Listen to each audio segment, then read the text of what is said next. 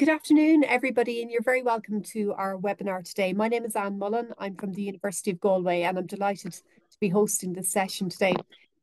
This is being hosted or organised by IFIAD, obviously. IFIAD is the Irish Forum for International Agricultural Development. It's a voluntary multidisciplinary platform that brings together actors from the agri-food sector. We exchange knowledge and good practice, and ultimately it's for the benefit of agricultural development in line with Ireland's development objectives. Today, I'm delighted to have Jessica Duncan presenting. Jessica is from the University of Wageningen. She's an associate professor in the Rural Sociology Group. Jessica holds a PhD from in food policy from City University in London, and she's really committed to justice in terms of socio-ecological justice. Jessica's research pioneers new ways of understanding and imagining food governance processes to support just food systems transformations. Jessica recently served as an expert on the EU Standing Committee for Agricultural Research, fifth Foresight Report on Resilience and Transformation. She's a co-founder and an ambassador for the wonderfully named Centre for Unusual Collaborations. Can't wait to hear more. This session is being recorded. Over to you, Jessica. Yeah, thanks, Anne, and hi, everybody. It's a pleasure to be here. Just going to take a second to share my screen. And maybe also make a proposal. Are you able to, sorry, I have to ask, you can see the slides? Because we're not too many, maybe what I'll do is make this a little bit more interactive than I had originally intended. And so as I work through, maybe I'll stop and ask for questions midway to make it a bit more, of a discussion. So great, thanks for having me, and it's a pleasure to be speaking to you today. As Anne mentioned, I'm Jessica, Associate Professor in the Politics of Food System Transformations. I work at the Rural Sociology Group in Wageningen. Wageningen University is a life sciences university based in the Netherlands, and we have a very strong focus on food and agriculture. And in this talk, I want to reflect more on some questions than actually present new research. So I've been pondering a lot when it comes to the changing architecture of food systems governance, and I want to just share some of these ideas and interact with you all and see if they land, see what makes sense, and have a little bit of a discussion. Let's see now. All right. Somebody in the Netherlands. Maybe I could ask Tom to mute himself also. Sorry. That's okay. Will do. Thanks. So I come from a food policy background, and up until quite recently, to speak about global food governance was to speak broadly about food security. And this has been shifting recently. Now to speak of food governance at the global scale is mainly to speak in the language of systems. Now, food systems, I think many of you already know, are made up of these various elements and activities that connect production, processing, distribution, preparation, consumption, and disposal of food. Food systems are quite exciting because they represent these multi-scalar and cross-cutting sets of issues and bring into relation diverse objectives like health, equality, sustainability, resilience, inclusive economic growth, and many others. Food systems help us to encompass the socioeconomic, sociocultural, and environmental outcomes of these activities. But food systems are also marked by impassioned societal debates, protests, contradictions, and complexity. Food system actors in all their diversity, and including scientists, disagree still on the impacts and implications of problems and solutions. But what remains less contested is that radical transformations of our food systems are urgently needed. And in thinking about this call for transformation and the shift to food systems language, I often question what it means for governance, the governance of our food. What does it mean when we move from a goal-oriented discourse like food security to a way of thinking, systems? What are we going to win and what are we going to lose? So I'm a sociologist, and I think it's important to preface all this by saying that I start from the position that language and the language we use in global governance is significant. So the way that global challenges and solutions are framed have real-world implications for funding, research, development agendas, and interventions. And with this in mind, when we look at the way in which we talk about food governance and the rise of food systems, we can see that the discourse of food systems is not particularly new. And this shift towards food systems was actively fought for and has been widely welcomed as a way of creating more joined up and comprehensive approaches to food governance. But we also see that in practice, this broad scope of food systems and a lack of an explicit and singular collectively agreed upon goal has opened up governance spaces to new actors, new issues, and not surprisingly, to competition for power and influence. And that, as a sociologist, makes me very intrigued, right? Who's coming in, who's playing in these spaces? And this is where, with colleagues like Matt Canfield and Priscilla Clays, and some of my students, including Saskia Dorsers, who I think is on this call today, we're asking questions like, how is the architecture of food governance shifting? Who's set to win? Who's set to lose? What are the claims being made? Who's being represented?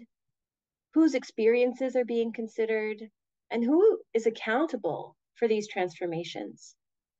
And as we consider these changing discourses in food governance, we see a particular shift that takes place starting around 2009. Hi, Tima. Good afternoon. I'm going to ask everyone to mute their mics. Sorry. Thanks. Okay. So let's start. In 2015, we got the SDGs, right? A big occasion. And SDG 2 focused on hunger. And already here we see no real reference to food systems. There's a little reference to agricultural production systems, but the language of food systems isn't present. We move forward, hold on, let me get my mouse working here. We move forward to 2019 and we see the Lancet Commission start calling for what they call a great transformation. So they start looking at diets, eating habits, food production, waste, and they make specific reference, as you can see here, to transformation and specifically food system transformation. You don't need to read these slides. I'm just highlighting the keywords here. Don't bother unless your eyes are excellent. Good for you. In 2021, we get the UN Food Systems Summit, and this is really a huge moment in terms of the shift from food security to food systems governance. And 2 years later, so in 2023, recently, they had their stock-taking event. And here in the abstract coming out of that stock-taking event, you see, I just underlined the references to transformation, you see a huge focus on this discourse of transformation. And then later on in that year, we get the World Food Forum, and here again, you see not just a shift to transformation, but also a move towards agri-food transformations and agri-food systems. Now, we're still working on the analysis, but we do see that many new initiatives are emerging, claiming space and resources, and remaining rather opaque on their concrete functions in terms of governance. Many are even explicitly stating that they are not policy or governance bodies, but maybe movements or coordination hubs. Yet when we observe what they're doing, we see they all draw high-level decision makers to the table and high-level budgets. So since 2019, we see that unlike previous summits that were mainly organized through multilateral institutions of the United Nations, we're in states where the primary participants and states had obligations in these spaces. In this new emerging era of food systems governance, this is not always the case. So in this new era of governance, it's very much about positioning partnerships at the fore, and this is very much focused on narratives of investment by the private sector and innovation. And we also continue to notice a reiteration of the mantra of transformation. Now, transformation means many things, and I'm going to deconstruct it hopefully with you in this talk. But when we talk about transformations, at least how I conceptualize transformations in my work, is to think about a change in social values and practices that can come from destabilizing existing practices, infrastructure, technological systems, business models, and the rebuilding of new ones. So it's about moving beyond obsolete knowledge and practices and advancing new approaches, theories, assumptions, models, and methods. And this, I would argue, also demands innovations in governance. And innovation and transformation is certainly needed when it comes to our food systems, but transformation to what remains far less clear. And transformation is certainly not without risks. So for the rest of this talk, what I want to do is look at some of the risks or latent risks, as Blythe and colleagues call them, associated with this turn towards a discourse of transformation in food systems. And I want to go through, so Blythe and her colleagues have identified five risks. And I wanted to work through those and think about what they mean for food system transformations. And what I'm going to propose, because we aren't such a big group, is maybe I'll do a risk and then we can open up for discussion, and if that's okay with you, and then we'll go through. Yeah, okay. Here we go then. So the first risk is that transformation discourse shifts the burden of response onto vulnerable parties. So what this means in terms of the risk is that the language of transformation, the way we talk about it, puts the response of systemic drivers of global change, it moves it towards individuals and communities, and frames individual actors as the most appropriate actors in transformational change. So here, citizens are really encouraged to be more proactive and prepared. And what this also alludes to is a shift in decreased dependence and expectation on the role of states. So that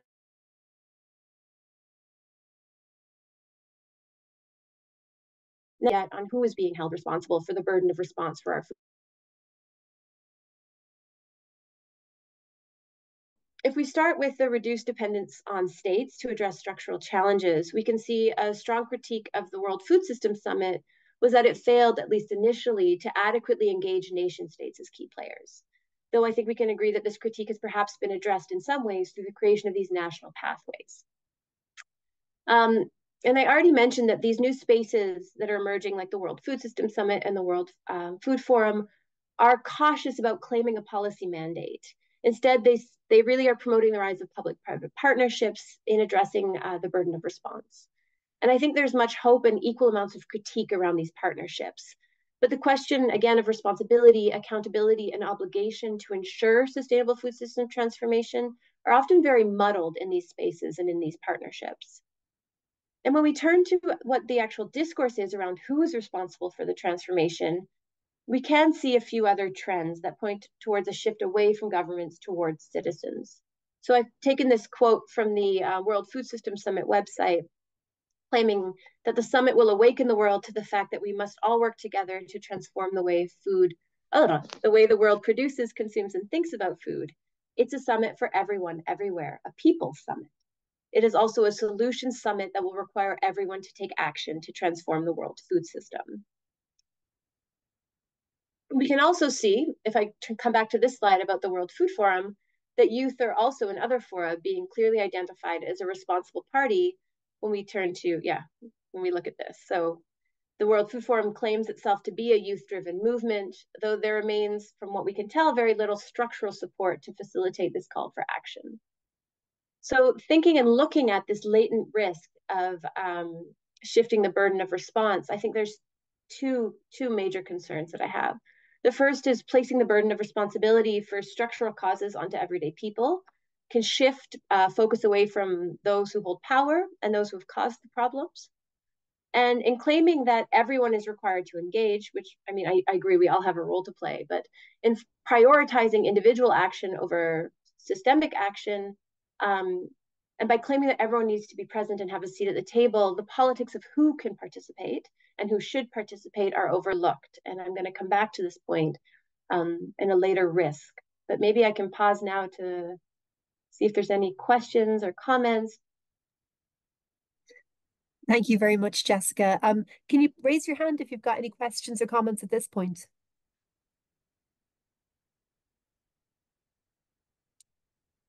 Jessica, sorry, yeah. is there something? Go ahead, Anne, yeah. Yeah, no, Jessica, I'm fascinated by this. And one of the things I just want to tap into, you showed a quote from the Food System Summit about, and you've spoken a couple of times about people taking action, which is great. But when you defined transformation, you spoke about a rethink. So for me, I want you to maybe talk a little bit about, as a citizen, right? Taking action is great. I've got some clear guidance from, various institutions that I should reduce my red meat intake and reduce food waste. Yeah, great. Thanks. But I haven't rethought that.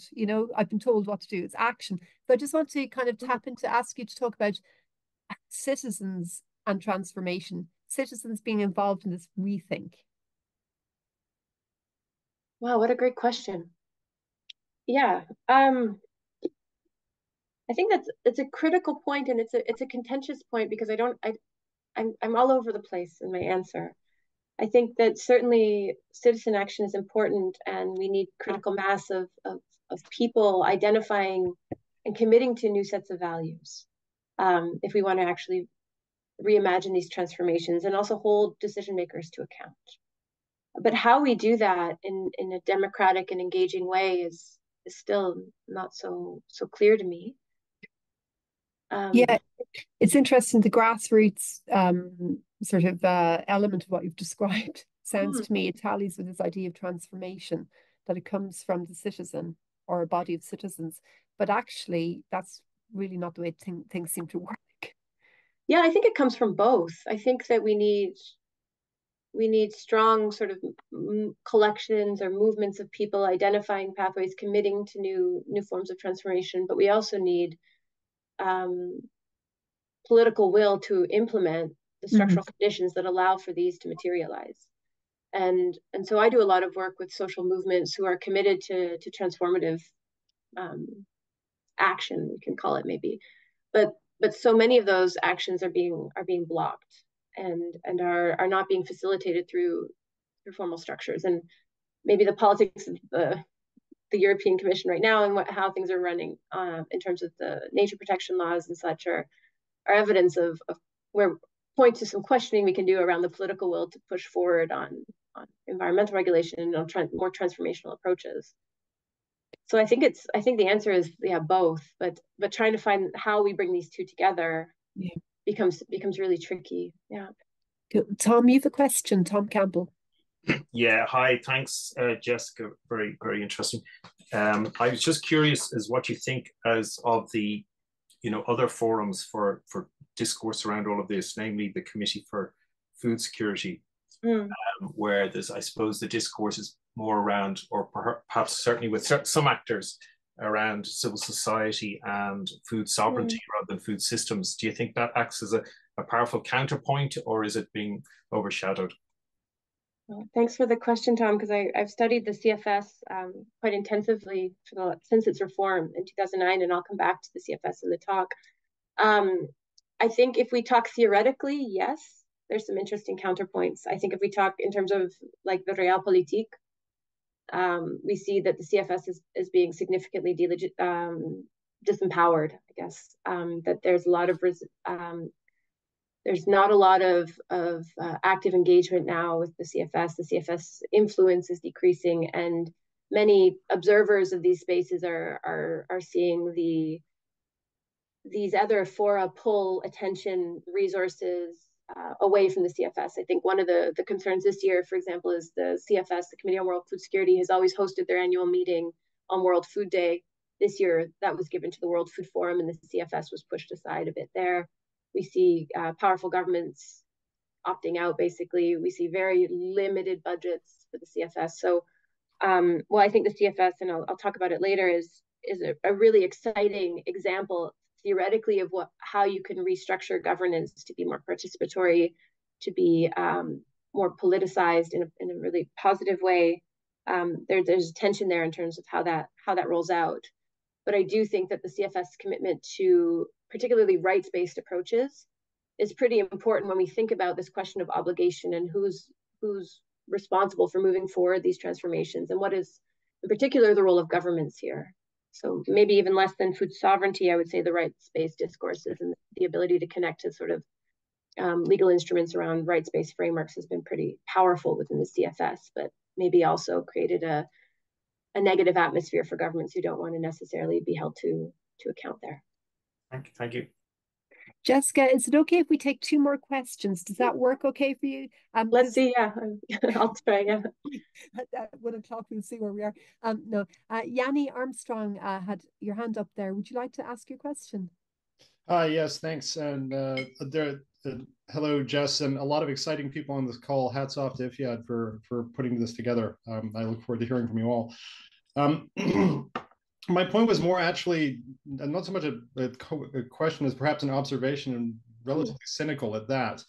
I think part of the background here is that part of the framing, I think, of these various mechanisms has to be the Agenda 2030, which is the SDGs. And the very probable reality about the trajectory on the SDGs, not only on the food side, but as an overall agenda, is that it's not going very well. And there's a reasonable to very strong chance that those targets and those objectives will be missed. So the inference here of statements like this one that you have on the screen, that in fact it's up to people, broadly defined, to come up with these solutions, and coupled with the suggestion that in fact the SDGs are off track, goes to imply that people are inadequately committed and have not made those necessary commitments to meet those obligations. So in other words, it's all your fault. It's your fault. You on this call, it's your fault. You didn't do it. And that, I think, is very troubling on a number of ways. Among other things, it completely switches focus from those parties who are to a very large extent responsible for the present predicament we're in, which is both states and corporates. And that is not addressed by suggesting that indeed there are micro-level individual atomized solutions which are sitting there in the palm of your hand waiting to be discovered. This is indeed not the case. So I think it's important that in considering this, to understand there's a sort of a cynical pessimism which underscores this, I think. I wouldn't speculate on whether that's deliberate or not, but I think it is certainly the background. It's certainly the backdrop against which statements like this have to be understood. Thank you. Yeah, thanks, Yanni. That's exactly the point I'm trying to make here, and identifying this sort of decade of action and the individualization of solutions, I think is a real risk, and again, shifting where we need to be focusing and who's accountable and responsible. And thanks. And we'll take a question from Stephen and then move on to Jess again. Thank you. Well, actually, Jani's actually stole my thunder there, because I was going to make the same similar points, but yeah, just following up. I guess this whole emphasis on people, taking action and citizens taking action. Again, I'd agree with Jani there that I think there's just too much focus. The same with climate change. That there's the idea that people can actually make a significant change within the current environment is a very difficult one. And maybe I'll just come back to your timeline there, Jessica, that timeline of moving from food security through to the SDGs and everything as the focus around food governance. I mean, I think there's, as you pointed out, actually, there's that gap there in the 90s and the 2000s where maybe more should be brought in terms of the kind of the corporate power, the evolving corporate power and the dynamics that's kind of changed the market. Because really we moved a little bit away from food security, I would argue, during that period. And in fact, it's much more now, the situation we find ourselves in is a market failure that's been promoted by both governments by subsidizing things like livestock farming, on the scale that it has, the dominance of a few companies in the whole food system in different sectors of that, whether it's some agrochemical inputs to, well, I suppose livestock production again, and that whole kind of area in which we have this big market failure now in the way we produce food. And I think that's the kind of difficulty. And I think some of these food systems have kind of moved us away from that idea that we actually do need to get back to goals, and we need to get back to the goals of food and nutrition security and sustainability in terms of how we move the food system to meet the climate change challenge that we have at the moment. And I think there is a danger that this whole kind of food systems approach is making things too muddled and too difficult for our policymakers to understand. And maybe there's a bit of obfuscation going on there as well within certain areas, if I'm being very cynical. Thanks, Stephen, and thanks, Jani, for your questions. Jessica, do you want to respond and then move on to the next points on your slide? Yeah, I could just say thanks for those comments, because they really lead us nicely into the next risk. And I fully agree with the comments that were made. And maybe I can expand a bit as I continue to work through the presentation. So the second risk, if we think that the I'm getting my head into the game again. So the first risk is that this discourse of transformation, I think Yanni very clearly articulated it, is about shifting the burden of response onto vulnerable parties, and this has important implications in terms of who should be the focus of action and responsibility. If we turn to the second risk, this is that the way in which transformation discourse is often used around food system transformation actually isn't about transformation at all, but about justifying business as usual. So this is about the tendency we see to use transformation as a loose description or synonym for adaptation, which if you reflect back on the definition I provided, it is not. And often what we see is that transformation is used to direct efforts towards the resilience and building resilience of existing systems, or indeed using transformation to justify business as usual approaches. So thinking about what this means in terms of food governance spaces, and I think it was Stephen who just really articulated this really nicely, in questioning business as usual, I want to focus on 2 points. One is really the influence of the corporate sector and the sort of for deep profit corporate sector. And the second is this narrow view of knowledge. And so research shows that food governance, particularly at the global level, is very favorable to the power of markets and for-profit companies. And we know that when sustainability objectives or gender equality are positioned along market or economic growth policies, that the market wins out.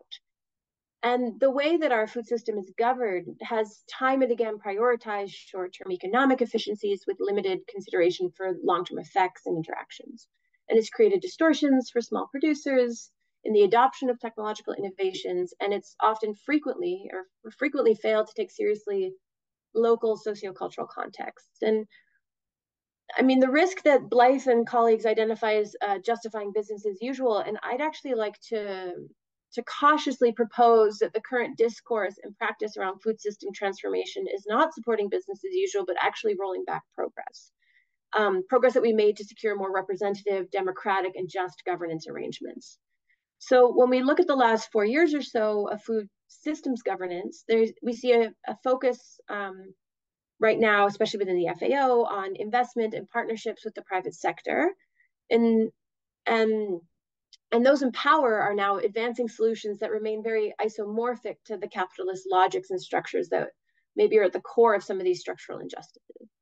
So while calling for transformation, we actually see a reinforcing and entrenchment of corporate influence and power. Some will argue this is not anti-transformational, and I'm doing a lot of backward looking, but from the position that I hold, so long as massive profits and hyperconsumerism remain the objective of these companies, we will not have an equitable transformation. So if we turn to the research on these governance spaces, we see a review of the Food Systems Summit, for example, found a bias towards solution pathways where multinational corporations can profit.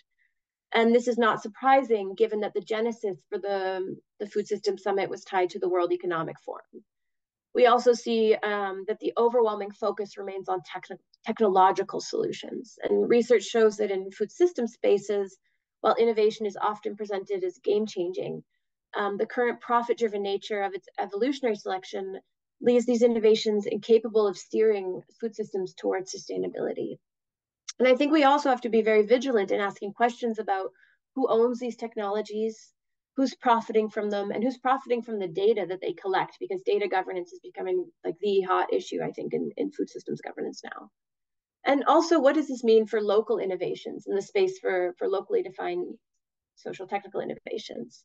Now, I want to be very clear, I'm not against new technological solutions for addressing food system challenges. Certainly, these are needed and there's space for them, but as I highlighted or alluded to above or before, I remain rather unconvinced about the transformative impact of these technologies if they're not accompanied by efforts to address the serious structural issues, such as distribution of wealth and resources, access to land, sexism, racism, to name just a few.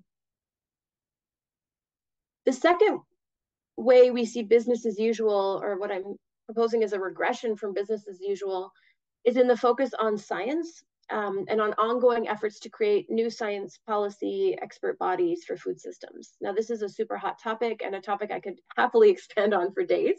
We don't have days. So in short, I guess, there's a lot of focus on expertise and on a particular type of scientific knowledge with little clarity on the audiences for this knowledge. And I think this is something we need to be watching for. So my analysis here is that this is, and I think, Stephen, you kind of alluded to this in your comments, that this is partly a consequence of a turn to food systems. So as we move from food security to food systems, we leave the domain of expertise that was very much tied to sort of on the ground field work that engaged with people through development projects, survey work, et cetera, to a more abstract type of science that's very reliant on technical expertise and models. So the sheer complexity of food systems as we're sort of imagining them creates a new class of technical experts, which then quickly excludes other forms of knowledge. And if we care about the politics of knowledge and epistemic justice and epistemic pluralism, I think this is something we need to be paying attention to. So for several decades, there's been a concerted effort to open up these spaces and to open up questions of whose knowledge counts in global food security governance. And now we're seeing a rolling back on this. We're seeing a restriction of knowledge as pure science. And again, this question that continues to confuse me with all these calls for an IPCC for food and for new science policy interfaces is who is meant to use this information? Who is the policy audience at the sort of receiving this and commissioning this? For me, it doesn't become that the sort of relationship between policy and this new call for expertise is not so clear. And this relates, I think, very clearly to our third risk. Maybe I'll do one more risk and stop again for questions just so I get through the content. Food system transformations are paying insufficient attention to social differentiation. So in the language of transformation, it's great. We're all going to come together and transform towards these beautiful food systems. What we see in these discourses, indeed, there's not enough attention paid to how transformation policy and practices are viewed and experienced by different groups, by different communities. We know that there are uneven opportunities to take up transformations, and these are ignored in much of the discourse.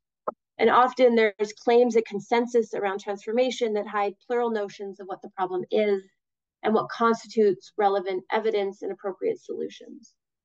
So a major concern and critique that is emerging around the architecture of food systems governance relates to the lack of attention paid to representation and participation. And the lack of attention to the politics of participation is at the core of critiques of multi-stakeholder governance and at the center of this sort of emerging critique of multi-stakeholderism.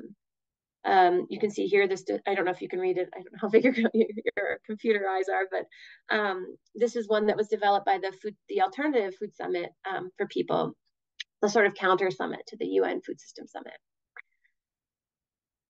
Now it's always a bit difficult trying to explain the multi-stakeholderism critique because multi-stakeholder governance models sound very inclusive and they serve to conceal power, but what they do is actually serve to conceal asymmetries of power.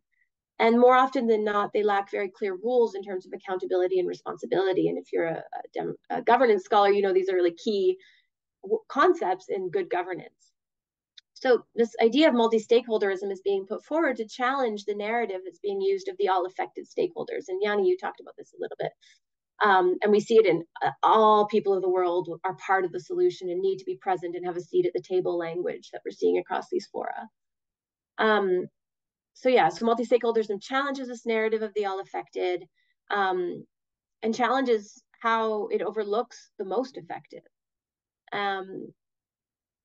So the way that participation is being operationalized in many of these new food system spaces is really deeply problematic in that it is devoid of reflections of power and who can be there and how they can be represented. And I want to think about this in terms of democratic legitimacy in these governance spaces, because, and I think, Tom, you alluded to this, we're witnessing a clear step away from the politics of the most affected that informed the operations of, for example, the Committee on World Food Security in its 2009 reform. So towards new forms of representation that are not bottom-up, and you also talked about this, right, that are not coming from citizens at the bottom and are clearly less autonomous. So I wanted to share this slide. This is taken from the nomination call for youth representatives and observers for the World Food Forum Assembly. Now, the World Food Forum is calling itself a youth-driven movement. But you'll see here that if you are to be nominated for this, you have to be nominated by members, excuse me, of the FAO and partners of the forum. And this raises questions about who these youth represent, who's left unrepresented, and what is the possibility for autonomous representation of youth. And that's autonomous representation of youth we've seen, for example, in the development of the youth constituency for the civil society and Indigenous peoples mechanism of the Committee on World Food Security. And I'll come back to this. Maybe I pause here for some questions.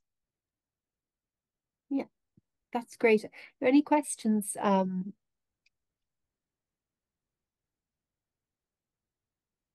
Maybe any youth? Oh, Jenna Lee has a question. Yanni, your hand is still up. It's been up for thank you. Is it okay if I read out Jenna Lee's question? Would that be okay, Jessica? Yeah, great. Yeah. So Jenna has said, hi, Jessica. One question I've been thinking about lately is, what is the definition of a sustainable food system in your opinion? I see the term a lot, but I guess I haven't found a fully defined answer, but maybe there's not just one answer. Thank you. Yeah, great question, because this is also what I'm struggling with, and at the core of why I wanted to have this chat with you all, because maybe I take a step back, but when we talked about food security governance, it's not perfect. I'm not saying that food security we need to go back to the era of food security governance, but it was very clear what the goal of coming together was, right? We want to achieve food security. We want to end hunger. When it comes to food systems, again, like I said, it's a way of thinking. It's not a normative objective. It's a way of organizing and thinking about complex processes and recognizing interdependencies across these processes.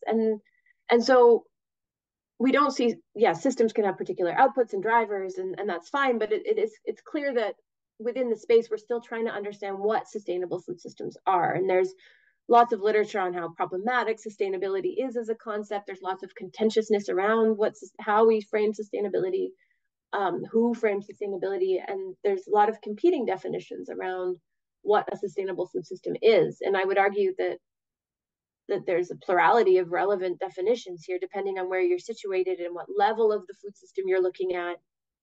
So yeah, I don't have an answer here other than to say that is exactly the question that I'm pondering. If we're going to govern the food system towards sustainable food systems, what does that look like, and who's defining what that is, and who gets to claim to those definitions?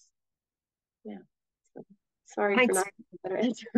Oh, no, thanks, Jessica. That's a really foundational question that Jenna asked. Yeah. And, yeah, thank you. So if it's okay, we'll take one more question. Would that be okay, Jenna or Jessica? Sorry, Ernan has a question, and then we can move on to the rest of your slides. So Ernan, over to you. Risks, yeah. Hi, good afternoon, and thanks very much for a very interesting presentation. Just one thing that strikes me about it is this very strong focus you have on kind of global level systems governance.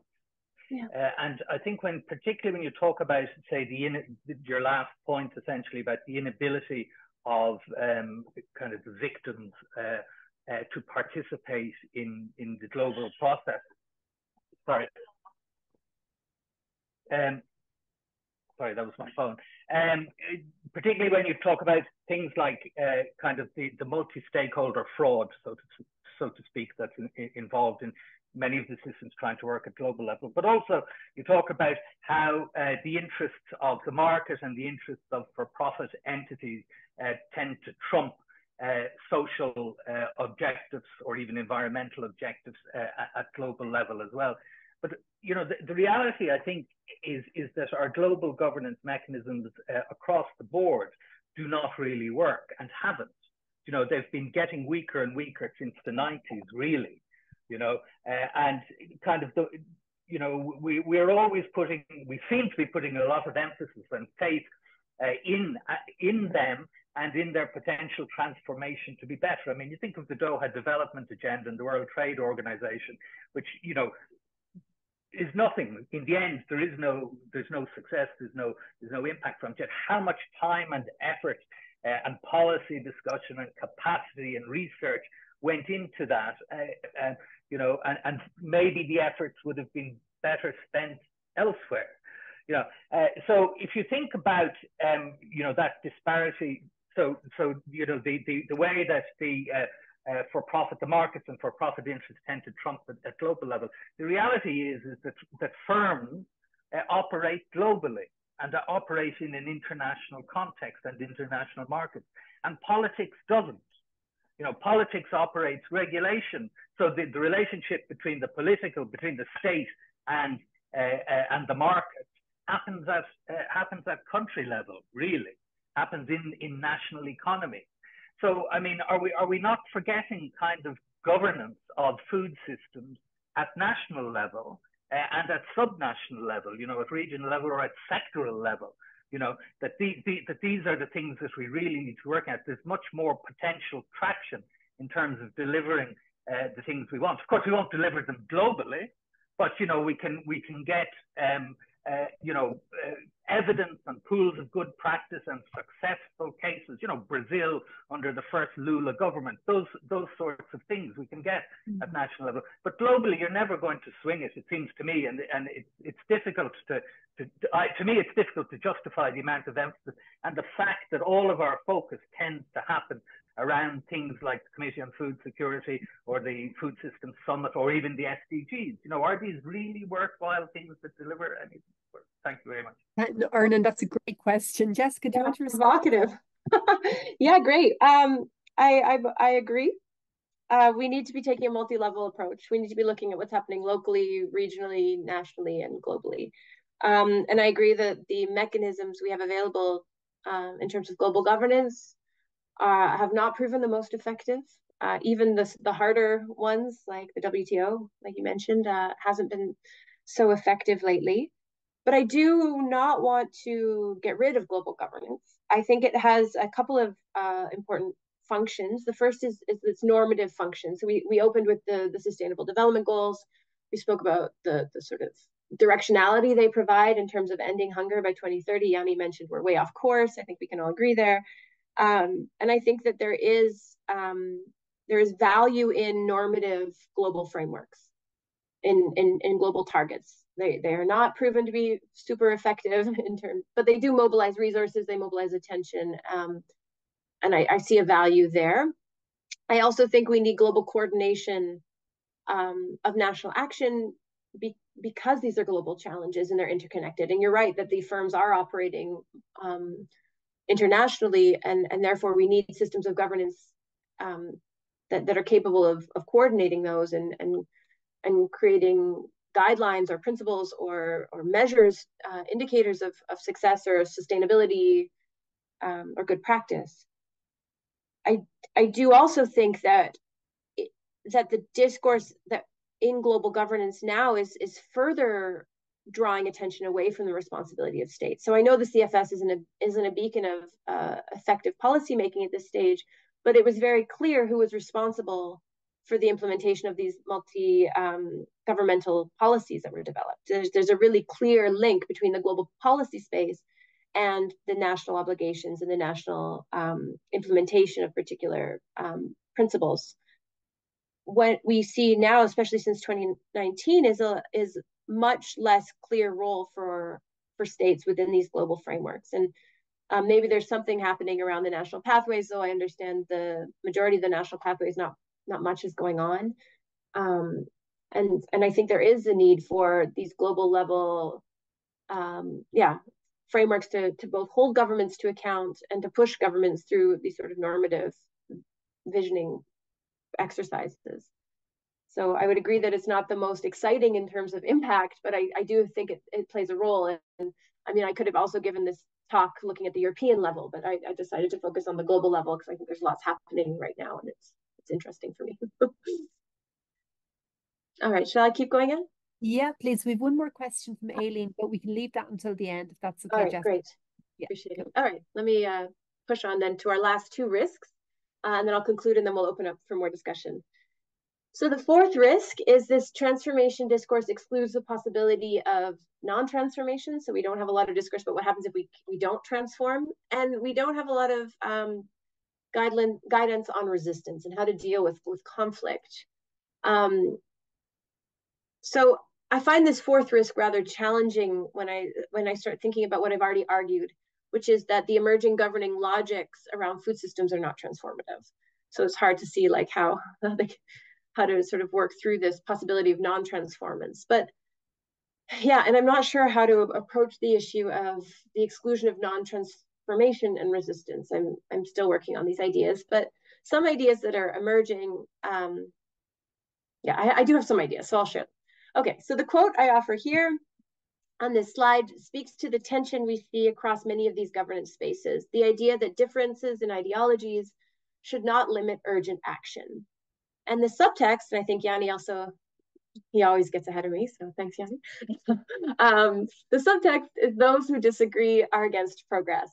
And I have to respectfully disagree here. I think that these ideological battles that are referenced in this quote are at the core of transformation, and efforts to overlook the pluralist visions and competing visions and values and passions that underline these transformations have implications. And the theory we have on this says that if we ignore these pluralist visions, we can A, reinforce the status quo, B, lead and support apathy and prompt disengagement because people do not feel represented in these spaces, or C, and this one worries me the most, radicalize voices that don't feel heard and increase antagonisms.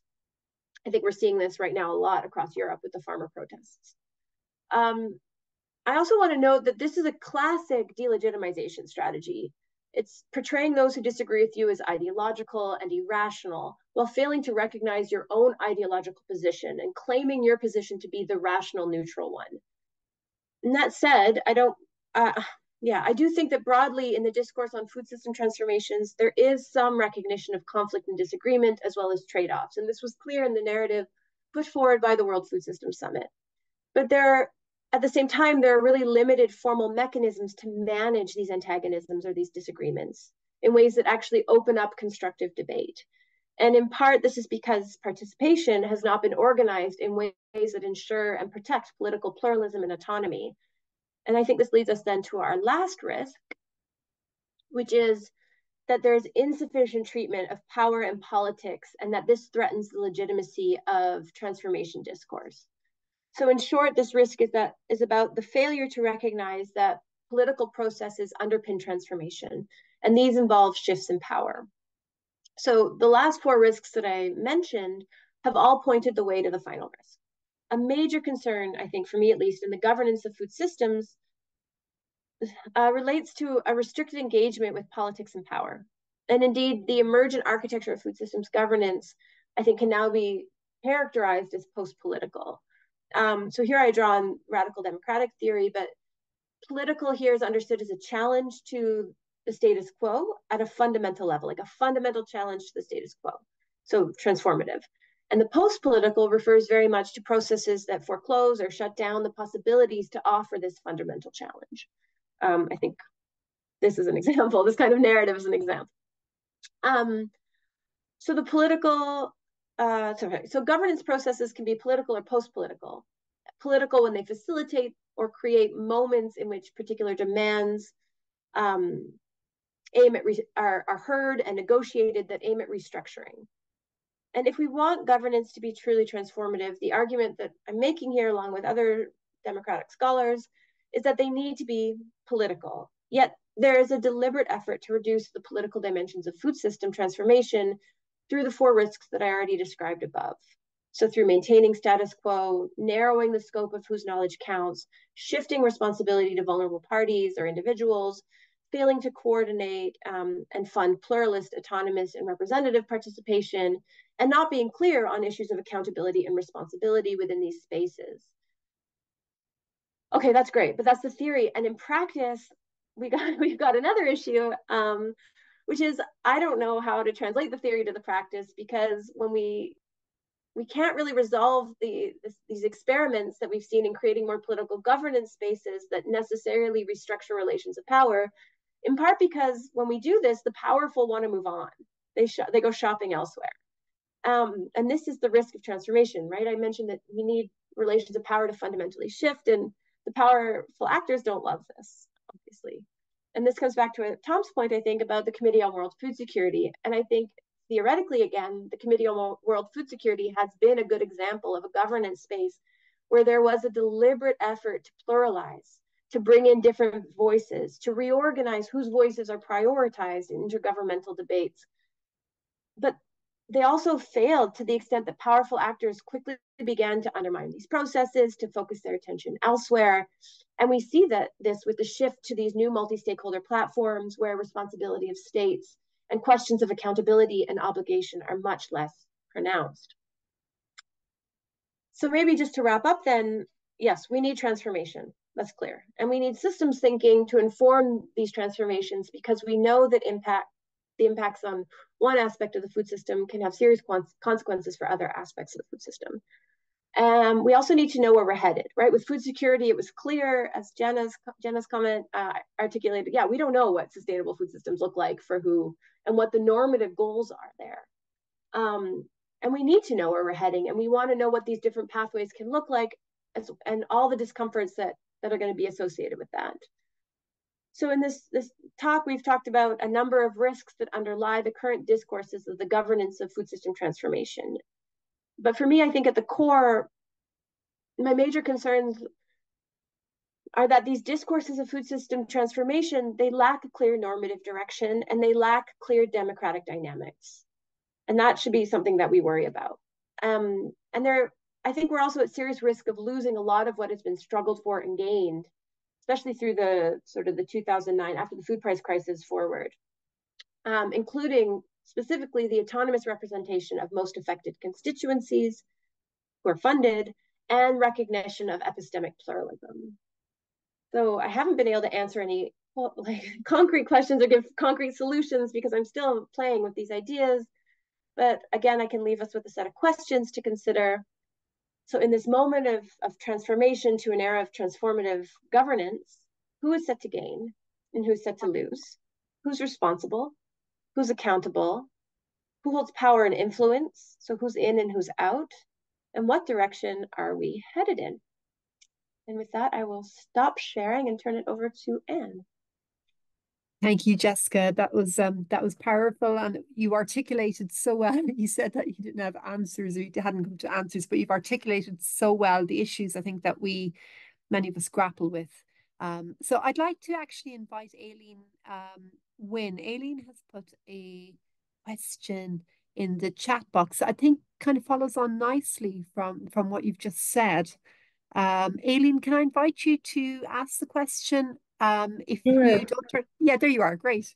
Hi, Anne. Thank you. And thank you so much, Jessica. This was really great and kind of an eye-opener. I feel like it's just, you've framed things in a way that I've been struggling with. I'm like, this seems wrong, but I don't know why. So you've really answered that for me. No, it's not so much a question. It's just an observation that I've had, and I've been increasingly uncomfortable with it. I'm food and nutrition security advisor for a goal, who's an international NGO based in Ireland. But essentially what I've seen over the last year is that institutional donors in particular are changing their funding strategies where there has been a focus, say, on food and nutrition security outcomes, that focus is now shifting to food system transformation or sustainable food systems, without much guidance, one, on how do you actually measure that, but then most importantly, it's losing the focus on, well, to what end? You know, we're trying to transform these food systems, but to what end? And we're losing our focus on those most isolated, vulnerable communities to food and nutrition security, to the point where, you know, where I'm working on different concept notes and proposals, and I am trying to reinsert food and nutrition security as an outcome, but the donors are actually actively coming back and saying, take that out. We don't want you to be measuring food and nutrition security, even if the funding is coming from their food security department, which is terrifying. Well, why are we doing this? You know? And that is going to have so many, I mean, that's just, say, food and nutrition security outcomes, but I think you mentioned it several times. But what else? What other gains are we losing? So that focus on women in communities. Sometimes the donors are okay if you insert or have food security in there, but most of them are saying take nutrition out. I don't know why that is. Is it that they're saying it's just too complicated, or that this shouldn't be the focus anymore? So what we're actually losing is we're losing funding for gender and social transformation in those communities, because that's where you're working on what are the behavioral determinants of malnutrition in the household. But and there's no alternative funding for that. We're trying to patch it together with, you know, unrestricted funding, with more flexible donors like Irish Aid, for example, which does care about that. But it's very difficult when you're talking about large institutional funding that you can't have that alternative. Sorry, Anne. Sorry, Aileen, sorry to cut across there. I just want Jessica to respond to that so that we might be able to squeeze another question in before 1 o'clock. Yeah, just to say, I think, thanks for that example, Aileen, because it is sort of an empirical example of what I'm trying to think about and talk about, and to see that actually manifesting in your experiences with funding is suggests that we're on maybe the right track here. It is my concern. What do we, in shifting to food systems, we lose that normative focus, we lose the clear goal. And we haven't quite articulated that yet in food systems, and that could be deliberate. I'm not convinced it's so deliberate. I think it's just maybe more overlooked, but maybe I'm less cynical than some of my colleagues on the line here. Yeah, and I do think we have an obligation to really push food security as an outcome of food systems if we're gonna be using this, turning to this language. I at a moment I thought about calling it "Don't throw the baby out with the bathwater," kind of don't lose food security and all this food to food systems, but I didn't get it there. So. But thanks, Aileen. Yeah, and I would also say that, not to open a whole new kettle of fish, I don't know, whatever the saying is, but we're also seeing a shift in food security governance more broadly towards climate change spaces. And I think we're going to see an even bigger shift away from food security as we start seeing climate spaces take on more food governance questions. So this is, I think, also something to watch. Thanks, Jessica. Yanni, you've got your hand up. I will leave the last question to yourself then. All right, but I'm conscious of the fact I haven't spoken before, so I'm happy to yield the floor if anyone else has their hand up. Okay. No, nobody else has. Go first. Okay, thanks. Just perhaps to end on a mild note of optimism vis-a-vis food security, all is not lost. There has been some very interesting cross-pollination, I suppose, from food systems into the food security space. And the genesis for this really comes out of the HPLE report in 2020, HPLE 2017, which proposed an expansion of food security beyond 4 dimensions to 6. And those additional 2 were agency and sustainability. This was then backed up by some exciting work by Jen Clapp and others, which proposed both a theoretical and an indicator framework which would support this. This is finding some traction, and Aileen, hopefully also possibly pertinent in your context too, this is allowing for a more comprehensive examination of food security to begin to look at rights-based approaches to food under agency, and to begin to look at some of these longer-term issues around sustainability, which are, as discussed, incredibly tough nuts to crack. But nevertheless, that is beginning now to happen in food security. Jess, as apropos the role of CFS, in principle, were there to be a new definition of food security that were to emerge formally, that jurisdiction lies with CFS. And there is still an extent to which the CFS has an important quasi-legislative role to play here in terms of coming up with something new around food security. So there's still hope out there somewhere. Thank you.